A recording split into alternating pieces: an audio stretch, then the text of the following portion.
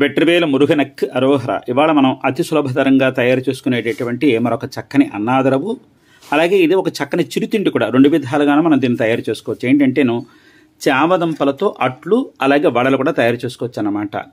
చాలా రుచికరంగా ఉంటుంది. అన్ని ఇంట్లో ఉండే ద్రవ్యాలేనంటే ముందుగా ఏం చేశానంటే నాకు కావాల్సినటువంటి చామదుంపల్ని నేను ఇందులో ఉడకబెట్టేసేసుకుని ఈ విధంగా నీళ్లు ఓడి చేసుకుంటున్నాను. అది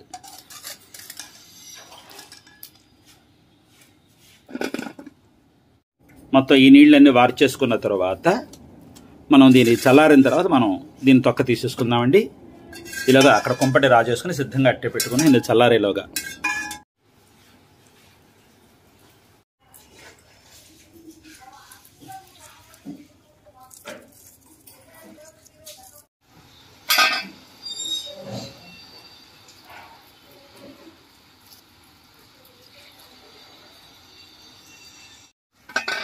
తొక్క తీసుకున్న తర్వాత ఒక విశాలమైనటువంటి పాత్రలో ఈ ముక్కలన్నీ వేసేసుకోండి. ఏదైనా ఒక సాధనంతో కానీ లేదా చేతితో కానీ ఈ విధంగా మెత్తగా గుజ్జు చేసేసేయండి. ఇదంతా కూడాను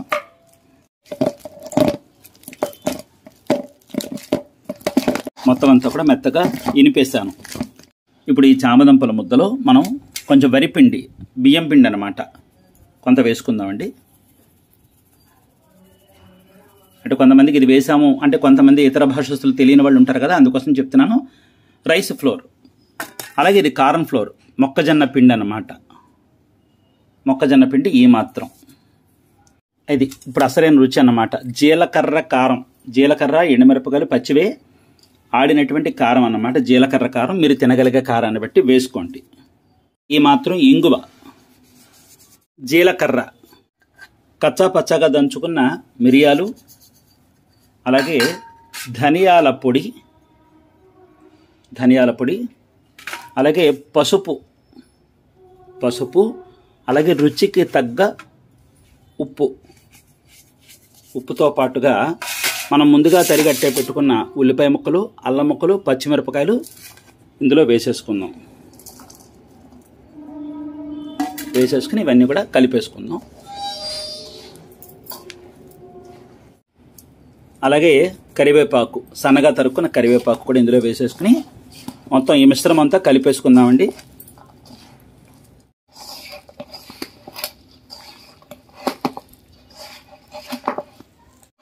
ఈ విధంగా మొత్తం కలిపేసుకున్న తర్వాత ఒకసారి రుచి చూసుకోండి. ఈ దశలో ఉండగా ఏది తక్కువైతే అది వేసుకొని నేను వేసినవన్నీ సరిపోయాయి. అయితే పిండి ఈ విధంగా ఉండాలన్నమాట. ఎక్కడ నీళ్లు మాత్రం పొయ్యొద్దండి, నీళ్లు మాత్రం పొయ్యకండి. నీళ్లు పొయ్యకుండా ఈ విధంగా కలిపేసుకోండి. పిండి సిద్ధపడిపోయింది.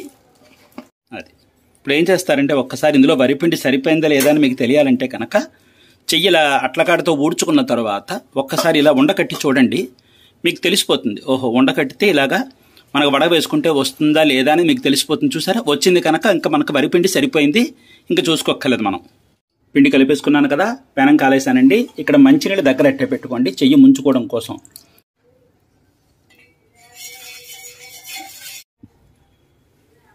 ఒక నూనె బొట్టిలా రాసుకుని ఓ ముద్ద తీసుకున్న తర్వాత అట్టు మనకి ఎంత కావాలనుకుంటున్నామో అంత అట్టుని ఈ విధంగా నిరుపుకోవటం. చిన్న చిన్నగా అయినా వేసుకోవచ్చు, పెద్ద పెద్దగా అయినా వేసుకోవచ్చు. ఇప్పుడు దీన్ని మనం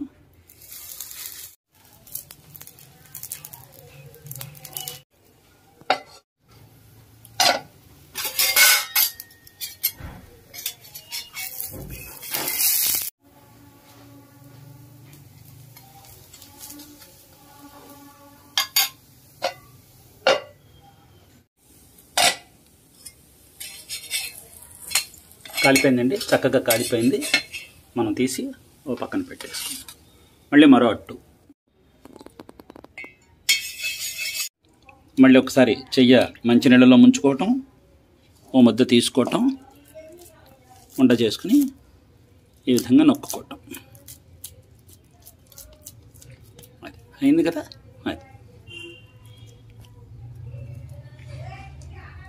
అది మళ్ళీ ఒకసారి చెయ్య మంచినీళ్ళలో ముంచుకోవటం, ఓ ముద్ద తీసుకోవటం, ఉండ చేసుకుని ఈ విధంగా నొక్కుకోవటం. అయింది కదా.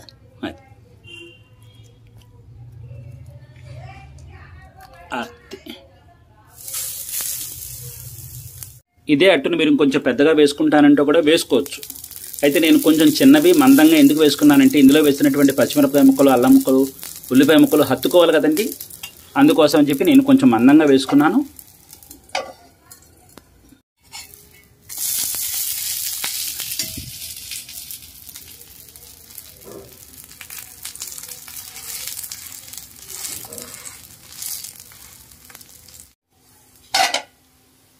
అయిపోయిందండి. ఇది అది చూసారా ఎంత చక్కగా వెనక ముందు ఎర్రగా కాలిందో చూసారా. అది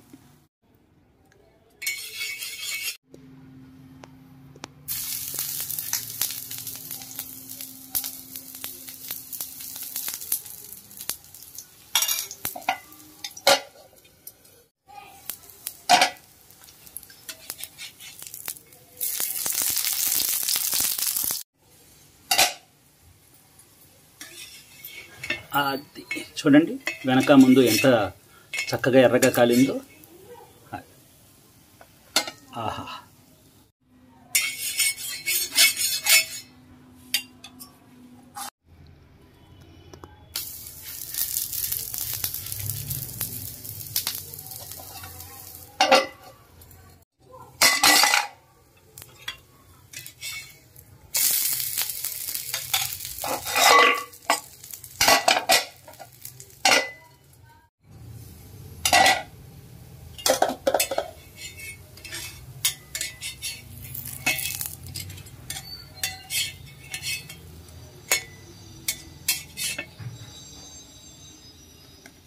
అయిపోయిందండి. చూసారు కదా ఈ 4 అట్లు మనం వేసేసుకున్నాం. ఇప్పుడు మనం వడలు వేసుకుందామండి.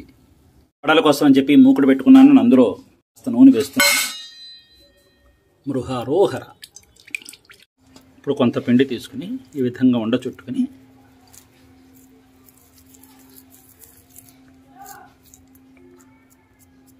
ఈ విధంగా చేసుకున్న తర్వాత ఇవన్నీ కూడా పళ్ళెల్లో ఒప్పుడు చేసుకోండి. నూనె వేడెక్కిందండి. నమూనాకు వేసాను. నూనె వేడెక్కింది. ఇప్పుడు మనం ముందుగా తయారు చేసి పెట్టుకున్న ఈ వడలు ఏవైతే ఉన్నాయో నెమ్మదిగా ఇందులో వేసుకుందాం. పొయ్యి నిదానంగా పెట్టుకోండి. మరీ పెద్ద మంట వద్దు, మరీ చిన్న మంట వద్దు, మధ్యస్థంగా పెట్టుకోండి.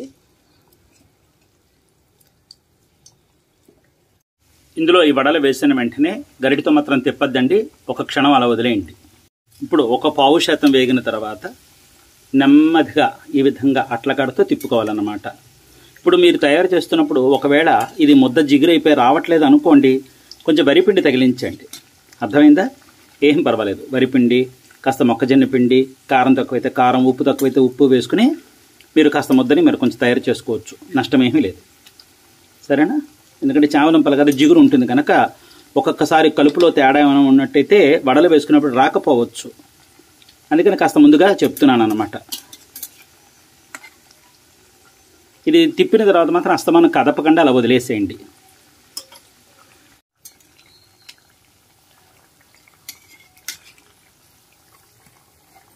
చూసారండి ఎంత చక్కగా ఎర్రగా వేగుతున్నాయి చూసారా. అది ఈ విధంగా మనం తిప్పుకోవాలి.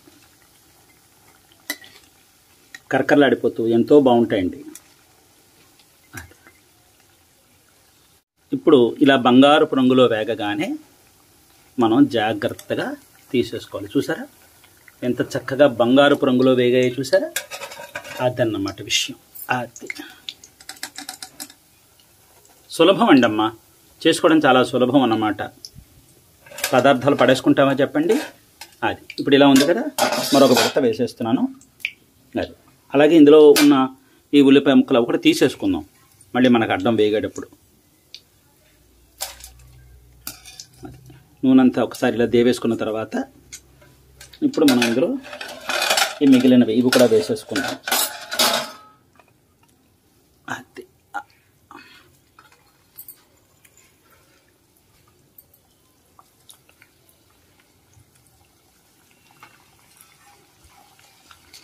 మూకుడికి ఇరుకు కాకుండా చూసుకోండి. మళ్ళీ వెంటనే తిప్పద్దు. ఒక్క 5 నిమిషాలు అలా వదిలేసేయండి. సగం వేగిన తర్వాత మనం తిప్పుకోవచ్చు, లేకపోతే విడిపోతాయి అన్నమాట. ఇదిగోండి ఎంత బాగున్నాయి చూసారా మనం వేసినటువంటి వడలు, అట్లు. ఆహా వేడివేడిగా ఇది తింటూ, అన్నంలో తింటూ, లేకపోతే ఒట్టినొట్టుని తింటూ, కాస్త కాఫీయో టీ చుక్కో తాగేసామంటే బ్రహ్మాండంగా ఆ పూట మనకు కాలక్షేపం అయిపోతుంది అనమాట. చూడండి ఎంత బాగున్నాయో కదా, చాలా బాగున్నాయి. అదిగోండి చక్కగా బంగారపు రంగులో ఇవి కూడా వేగిపోయి ఇంకా తీసేస్తున్నాను నేను. అది ఆహాహా, ఇంతే సునాయాసంగా మనం తయారు చేసుకుంటాం. పదార్థాలు ఉన్నాయని చెప్పి పడేసుకుంటామా చెప్పండి? పడేసుకోలేం కదా. అది ఇప్పుడు మీకు నేను చూపించడం కోసం ఈ వాయి వేశాను, తర్వాత ఈ వాయి వేసుకుంటానండి. ఈ పిండి అలా ఉంచేసి తర్వాత నేను కాసేపు ఆగి వేసుకుంటాను. మీకు చూపించడం కోసం నేను ఈ వాయి తీసేసాను. ఇప్పుడు ఏంటంటే ప్రతి పదార్థాన్ని మనం ఇందులో పెట్టేసుకుందాం. అది చేతిలో ఆ మాత్రం నూనె వేసుకుని ఈ ముక్క విరుపుకుని నంజుకు తింటుంటే అద్భుతంగా ఉంటుంది.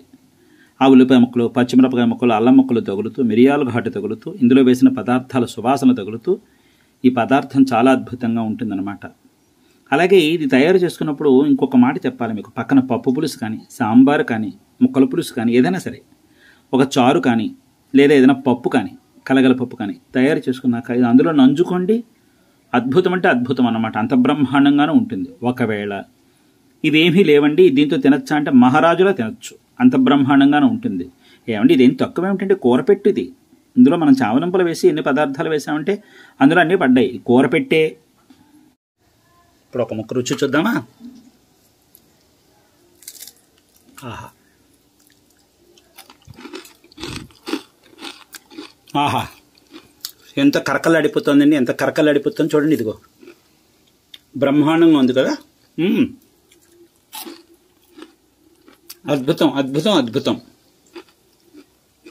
లోపల మెత్తగా ఉంది, బయట కరకలాడిపోతుంది అనమాట. అంత బ్రహ్మాండంగా ఉంది ఇది. ఆహా, బాగుందండి, చాలా బాగుంది. ఇదండి చూసారు కదా ఇవాళ మనం తయారు చేసుకున్న చావదుంపల అట్లు, చావదుంపల వడలు. చాలా రుచికరంగా వచ్చే, చాలా బ్రహ్మాండంగా వచ్చే, కరకరలాడిపోతూ ఉన్నాయన్నమాట. చూడండి చెంచా పుచ్చుకుని వెనకాల మనం ఒక్కసారి దీన్ని రుద్దితే ఎంత కరకరలాడిపోతే చూడండి.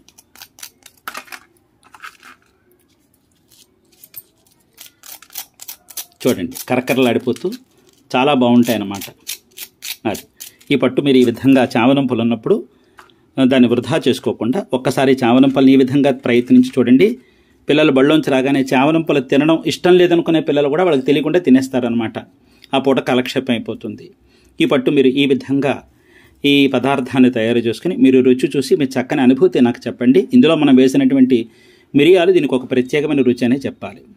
ఈ పట్టు మీరు ఈ పదార్థాన్ని విధంగా తయారు చేసుకుని మీరు రుచి చూసి మీ చక్కని అనుభూతి నాకు చెప్పండి. నేను చాలా చాలా సంతోషిస్తానండి. ఇవాళ నేను తయారు చేసినటువంటి చావదుంపల అట్లు, చావదుంపల వడల యొక్క తయారీ విధానం మీకు నచ్చినట్టయితే లైక్ చేయండి, షేర్ చేయండి, సబ్స్క్రైబ్ చేయండి, పక్కనున్న గంట బిల్ల కొట్టండి. మళ్ళీ మరొక మంచి సాంప్రదాయబద్ధమైన వంటకంతో మేము ముందుకు వచ్చి కలుస్తానండి. అంతవరకు సెలవు మరి. సర్వే జన సుఖినో భవంతు, సమస్త సన్మంగళాని భవంతు. సర్వం శ్రీ సుబ్రహ్మణ్యేశ్వరార్పణమస్తు. శుభం భూయాత్. ఉంటానండి మరి.